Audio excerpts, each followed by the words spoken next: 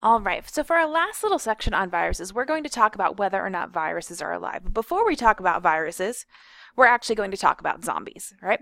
So a lot of people have seen zombie movies lately. If I asked you how to describe a zombie, you might say that it's decaying and it's losing limbs and it moves slowly and it kind of groans and it eats brains and things like that. And all of that's great, but we're actually going to describe a zombie in terms of those three characteristics of life that we talked about back in Foundations. Whether or not an organism reproduces,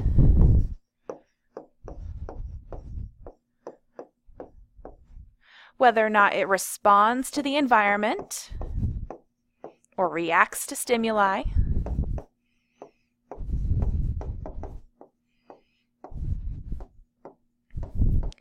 and whether or not it uses energy.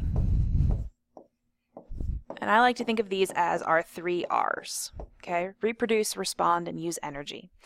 All right, so if we think about these in respect to a zombie, zombies do not reproduce in the classic way that we typically think of for most organisms, all right?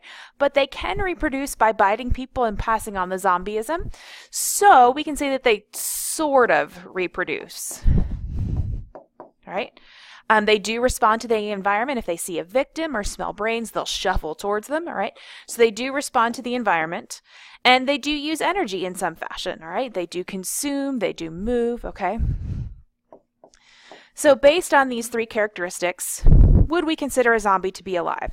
Well, it really depends on whether or not you count them as being able to reproduce if they have to use a host to do it, okay? So it's a bit up for debate. So now keeping this in mind, let's talk about whether or not viruses are alive, okay? And let's remind ourselves of those 3 characteristics: that they reproduce, they respond to the environment, and they use energy.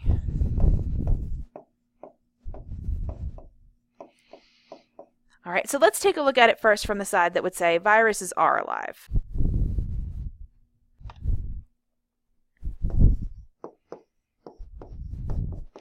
All right, so the argument for viruses being alive is, yes, they reproduce. They certainly reproduce. They can make thousands of copies of themselves each time. They just reproduce using a host inside the host cell. All right, do they use energy? Yes, they use the host cell's energy in order to make more of themselves. They do not use energy to move around in your body. It's more of being passively moved around. And do they respond to the environment? We would say, yes, they do, because they can recognize their host.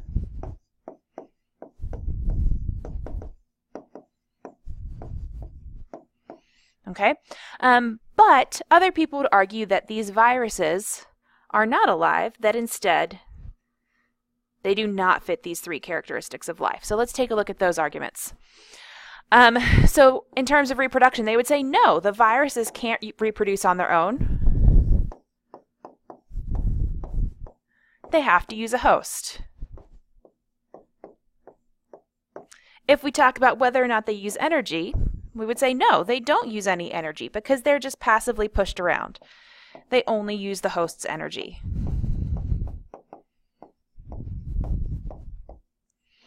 And then this last piece, responding to the environment.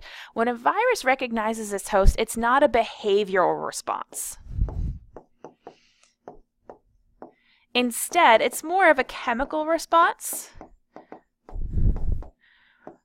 where when the virus's glycoprotein spikes contact the host cell, it triggers a response in the host cell, not in the virus.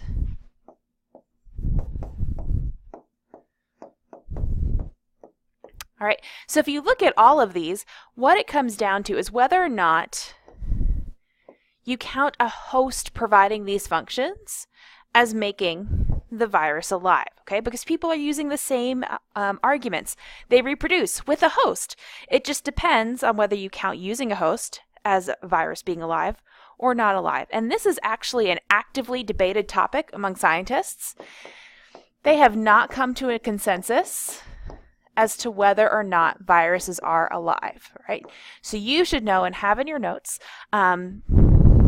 enough content that you could answer a question telling me whether or not viruses are alive and use reasoning to justify your answer, right? That's it for viruses. Thank you for learning about them with us.